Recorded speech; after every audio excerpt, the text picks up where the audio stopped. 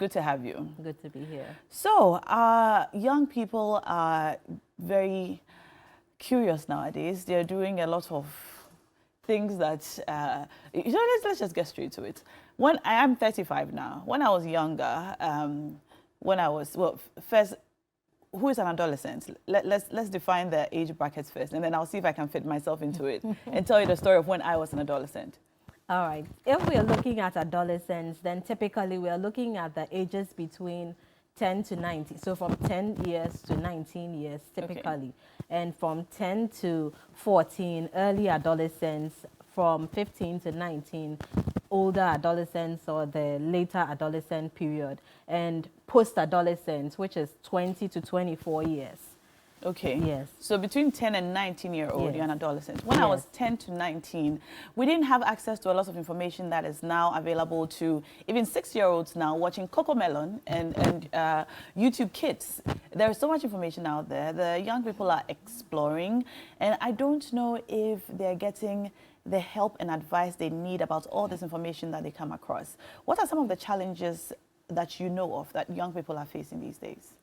The social media, big problem. You know, formerly, we didn't have all this on the internet. We didn't have all these videos and information. It has its good sides, but there are also definitely the bad sides. And parental education on sex is a big problem. Yeah. Many surveys have shown that majority of the people are getting this information from social media, from their friends, and from the wrong people rather than their parents or even at school.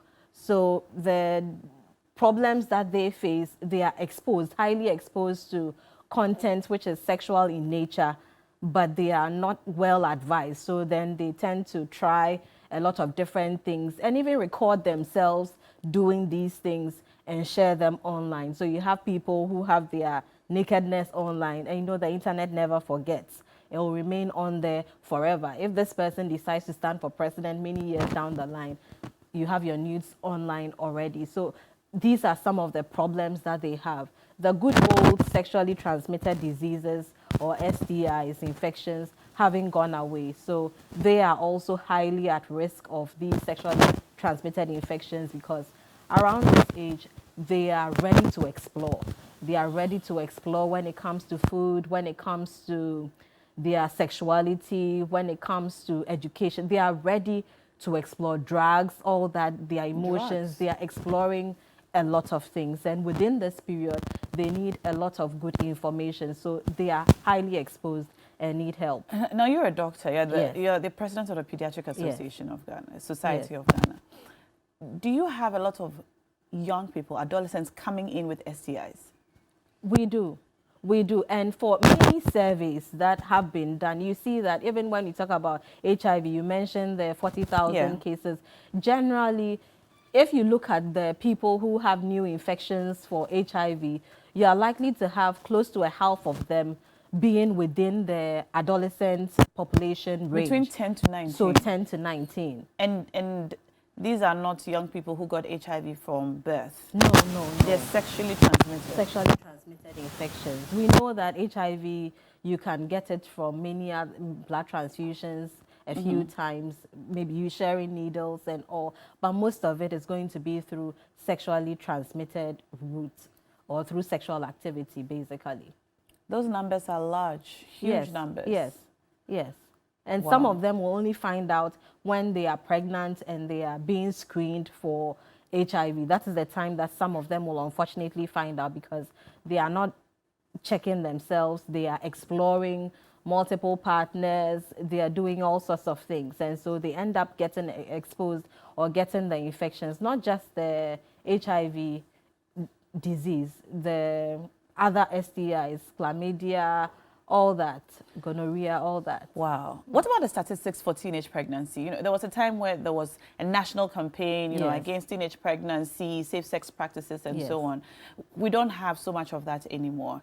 But then it also seems as if teenage pregnancy is on the low. Is that correct? Not exactly. So depending on the community. So there are some, unfortunately, I don't have the list right here with me, but there are some communities. I remember there was an article on the central region and some other regions. Generally, during the time of the COVID, we saw higher numbers, but it's not that it's no longer a problem. It is still a problem, even in areas where people have access or they can have access to use contraceptives. They are not using them.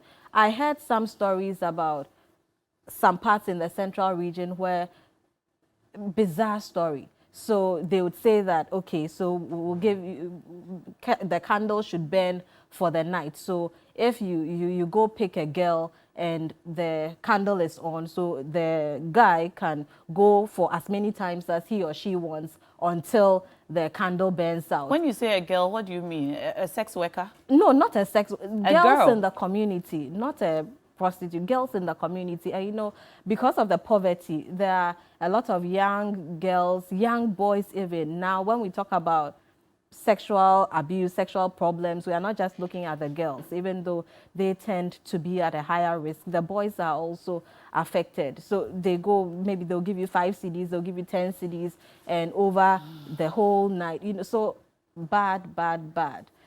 And many of these young girls, young boys don't even know how to protect themselves. So many of them are sexually active anyway, but they don't have the right information or are not accessing the care that they need to protect themselves, first of all, from the sexually transmitted infections, then from pregnancy. Okay.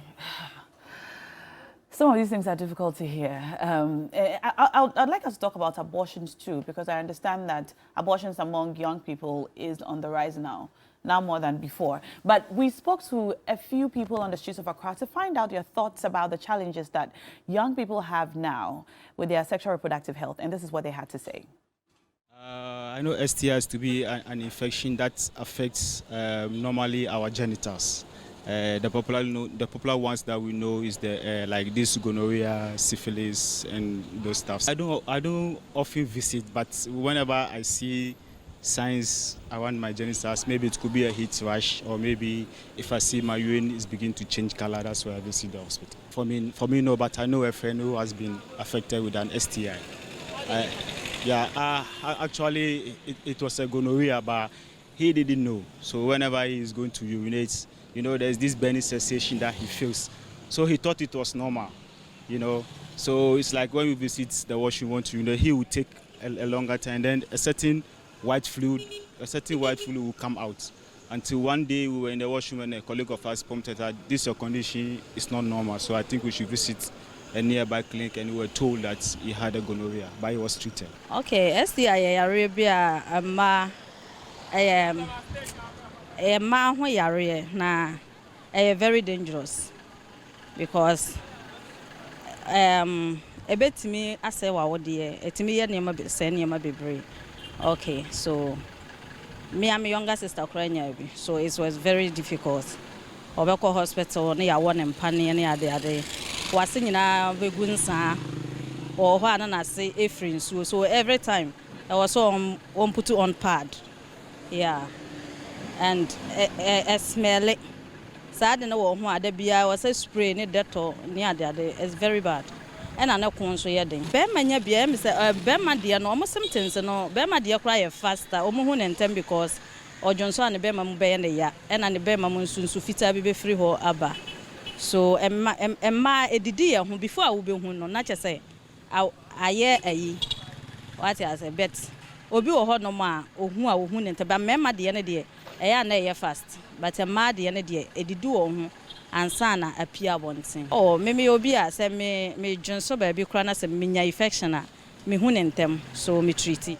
So good, I'm saying, my neighbor could that I'm saying, some my semiana to buy, but me treated in tempty if you want them. I was having an idea of just say, Unya, sentiments I will say, who we are, and I'm a winner. Nti mitakere ntem na no fi ho. Onse de bia muka se yase mba de no etumi che ehye mo ho che but member no se yenya within short time no na I expose you e de wa lamplight. Nti ho na wo se wo ye bema na wadwen da ho be hu se o wenti sa ya de ase wonnim se we na de ba e betima ba ho na wonnim but mba de no mo se echechen ye member no ne ame mate no and I say Mahuso, or say, Namakan say, a idea be a Hunamu Yare. We are bow to me. We are Bama to me. And in American say, Obian Shen who ye. Sab say, Yakobe, Sab say, excuse me, my fowl, a bit my ba, a bit my auntie, ever ba. So many ways of getting it. What can I check on who say, Ebia, oh, Neman Yamuka and Abia, Bibia, what ya found? Ebia, no bit mamma, Abasa, and he one can check on. Metifa won't say, Arabia, to say, Kekae. My friend is Kekae, na Hamano. Oh, yes, I'm not done a white amount. And see, who bet to me and to say, so she, oh, now they sort of a crana frana. With their ho sabe where you can crank. There you have it. Some views of people on the streets of Accra talking about what they know about STIs and the struggles that young people have now, especially STIs. And I think we should talk a little more about STIs. If a young person finds that they have some infection, which could be an STI, what do they need to do? Do they need to ask their parents to bring them to the hospital? Can they come by themselves? Will they get treatment if they come unaccompanied? Thankfully, in Ghana, our health facilities are adolescent and youth friendly. Okay. What that means is that when you come in as an adolescent, nobody is going to judge you. Nobody is going to sack you. Nobody is going to insist that you go and bring your mother or your father or your caregiver before you receive help. So once you walk in, we are able to support you. Is this every hospital? Majority of in the Ghana Health Service facilities, okay. And the other, even for the other hospitals, you should be able to receive care, because we understand that it's not everything that the adolescent may be comfortable telling their parents. And so once they come in, we offer them that support. Whether you're a girl, whether you are a guy, you just come in and it's a safe place for you. We'll support you, counsel you on, so if you have an infection, for example, the labs will be done, your treatments will be initiated. Your partner, we will also encourage that you bring in your partner for screening and treatment as well. For sexually transmitted infections or these STIs, STDs, it's not all of them that you will see maybe signs or symptoms. So once you are sexually active, we encourage that you get screened. The ABCs that we continually preach, the abstinence, being faithful to one partner, and the condom use are still very relevant. But we will encourage more of the condom use if you're an adolescent and you are sexually active, because the condom use will help to prevent, it's a barrier method. It will help to prevent you from getting the sexually transmitted diseases, not just pregnancy. Often people are scared about being pregnant. Yes, but with not the STIs. Not with the STIs, and these STIs can have effects on you, even your fertility, if they are not treated on time. So if you're an adolescent, don't be afraid, whether it's a pregnancy, whether it's an infection, whatever it is, come to the hospital and the healthcare professionals will have a conversation with you to see how best you can be supported. Nobody's going to judge you. Under the post about the over 40,000 youths being infected with HIV in this year, someone put a comment which said that, well, the withdrawal method would also protect you from STIs, not only pregnancy. Is this correct? You see, the thing with the withdrawal method is, if, assuming you're a woman, you are dwelling on somebody else to protect you, which is not going to be foolproof. It's difficult to say you're 100% safe when you're having sex with someone. We will say safer sex, okay? If you're having sex, safer sex.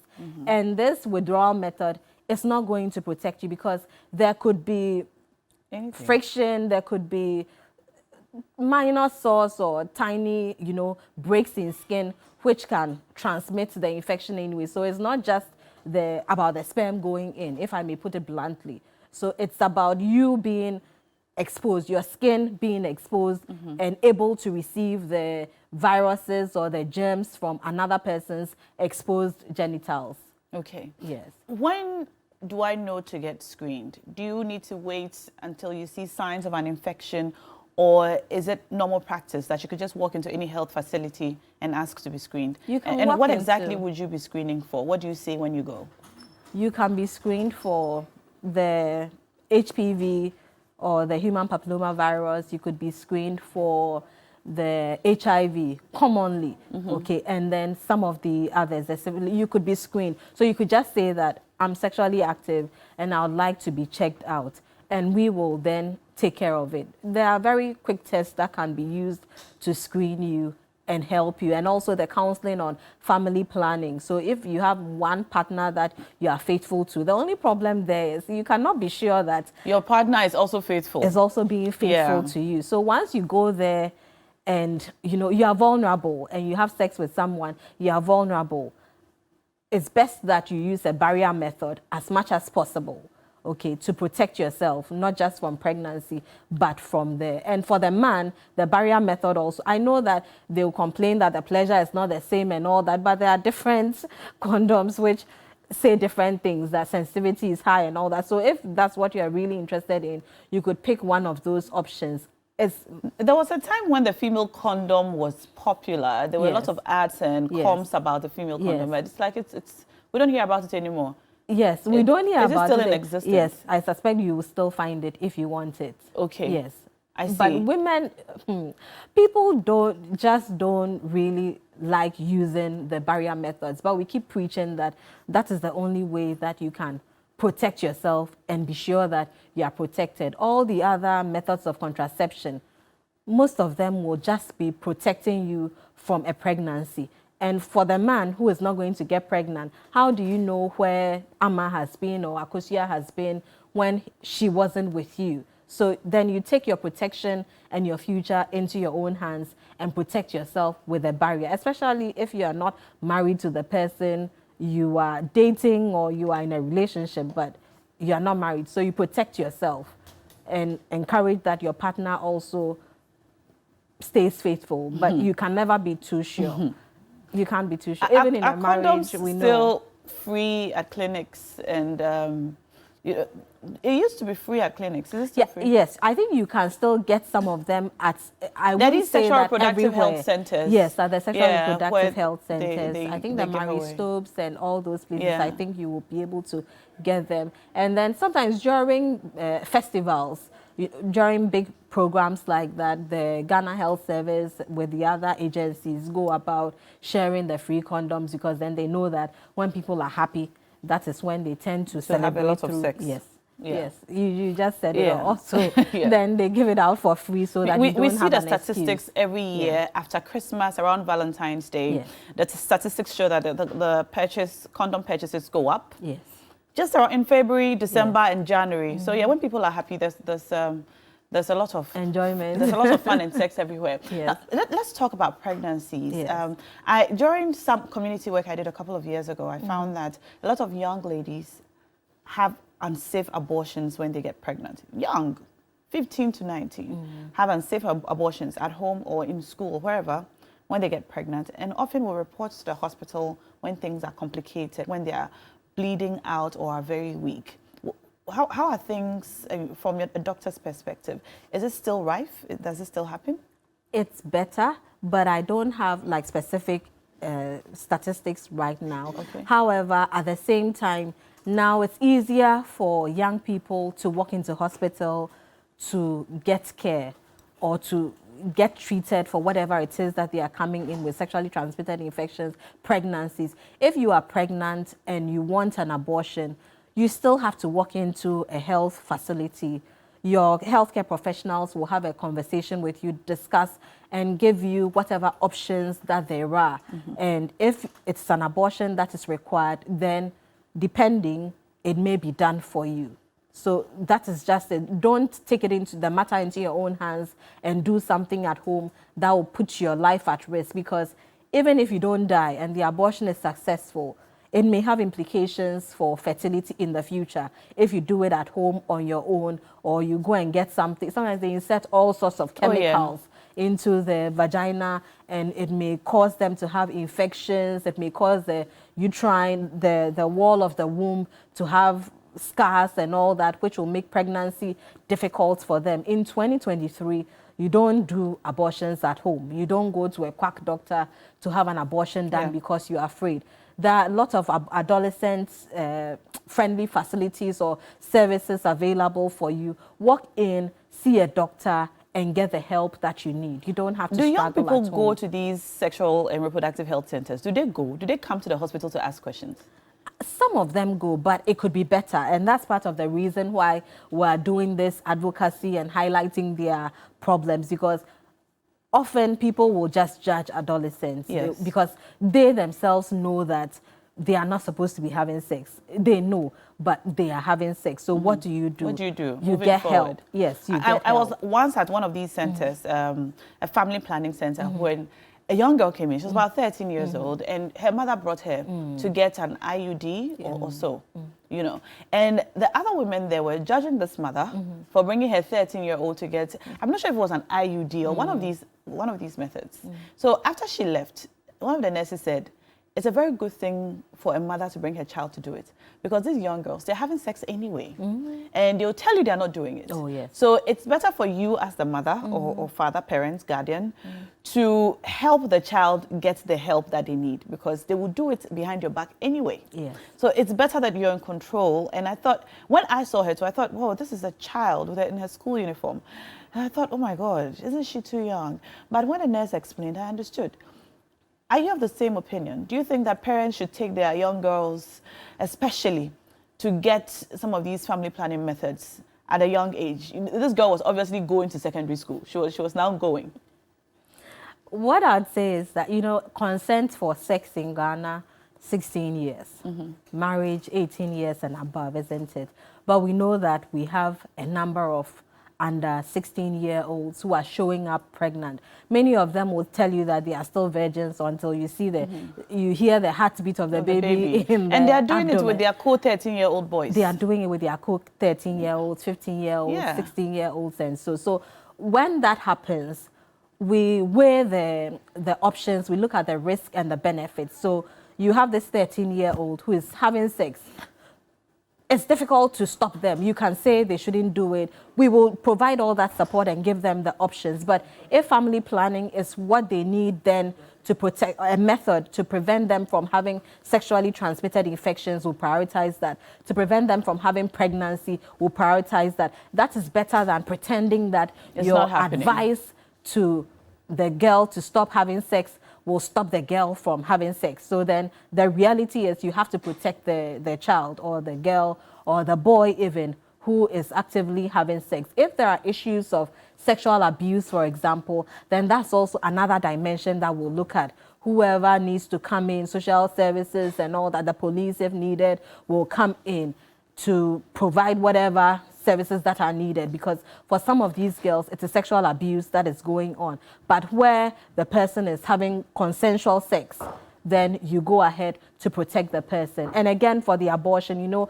formally they would say that, oh, abortion is illegal, yes, it is not something that is like absolutely legal, but there are conditions under which you can give or offer abortion. So if the pregnancy will affect the mental health or the health of the mother, you can have the abortion for the person or the adolescent even. If it's going to affect the baby, so if there are conditions that we perceive that will affect the baby, so all those ones, if it's through rape, the pregnancy occurred as a result of rape, through all these conditions, and you will go ahead and have abortion for the person, adolescent who is involved. So adolescents shouldn't be afraid to come in.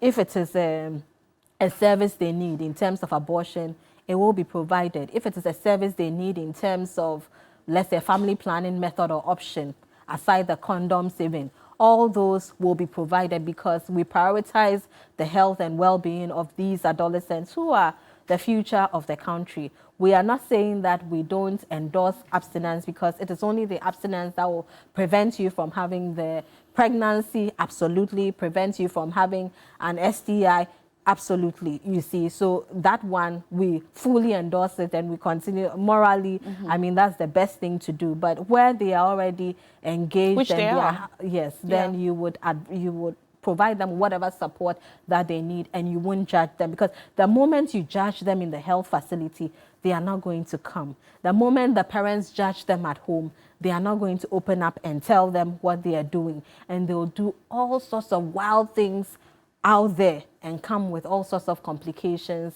to their home, or even die when you didn't think that they were sexually active. But they would go and commit an abortion and die somewhere. I'm glad you mentioned mental health. Is there a direct link between an adolescent's mental health and their sexual reproductive health? For the mental health, you see, so there are a number of mental health problems. You could have anxiety, you could have depression, you could have bipolar, you could have schizophrenia. All those are mental health problems that the adolescent could have. And within that period, there's some confusion for a number of them, but it's really a period also where they are exploring a lot. If somebody has bipolar, for example, they tend to have periods of mania or like manic episodes. So then they are, if I say they are manic, it means that they are hyperactive. They are hyper, but at the same, maybe like for people to understand, their functioning is not good enough. They are maybe talking excessively or behaving abnormally, and within that period also their libido goes up or their urge to have sex goes up. So then they may make risky decisions or just have sex with any random person. So within those periods, yes, you could have them having sex with just anybody randomly because their libido has gone up. But generally with adolescents or within that period, they start having the urge to have sex. And it is only when they have the right education, they have the right understanding that the urge to have sex is an urge that can be controlled. Yes, it's not an urge that has to control you so that you delay it. And for a lot of young people, you will see that those who are able to control themselves tend to have better outcomes or are a bit more focused than those who just allow the urges to control them. Because if you start having sex early, it's possible that you may get pregnant, especially for the girl children. It's possible that you may get, your pregnancy may affect your schooling. You may be a bit distracted. Okay, so you may not be able to achieve the goals that you set out to achieve as a younger person. So controlling the urge is important. And the urge doesn't go away. Somebody has said once that marriage is not the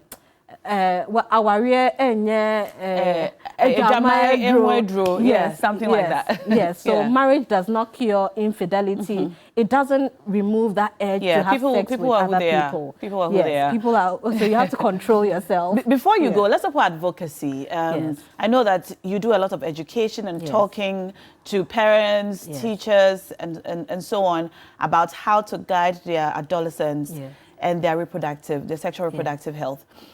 What advice would you give to parents watching now and even teachers watching now about what to do with and about their young people who are maybe sexually active, and because of just who we are as a people, the topic of sex is uncomfortable, and able to give them education at home and in school? For us, the parents, let's not be afraid to talk to our young ones about sex. It starts from maybe 4 years, 5 years. You talk to them about their private parts. You tell them about bad touch. Don't allow anybody to touch you in your private parts, to touch your breast, to touch your vagina, or your penis, your anus. Don't allow anybody to hold you here or do that. So we ourselves should embrace it and know that it's part of our responsibility as parents, as teachers, to educate our young ones. We should be open-minded ourselves and not feel that they are too young to be told. Because if we don't tell them, somebody else is going to tell them. And the more comfortable they are with that other person, the more they are likely to listen to the other person and tell the other persons their sexual problems. So let's be open as parents. Let's not be judgmental when it comes to issues regarding sex and the sexuality of adolescents. And let's just be friends with them so that they can talk to us. Let's have these conversations. We should have these conversations at home. I agree with you, and I'm so glad that you came. I'm glad I had this conversation with you.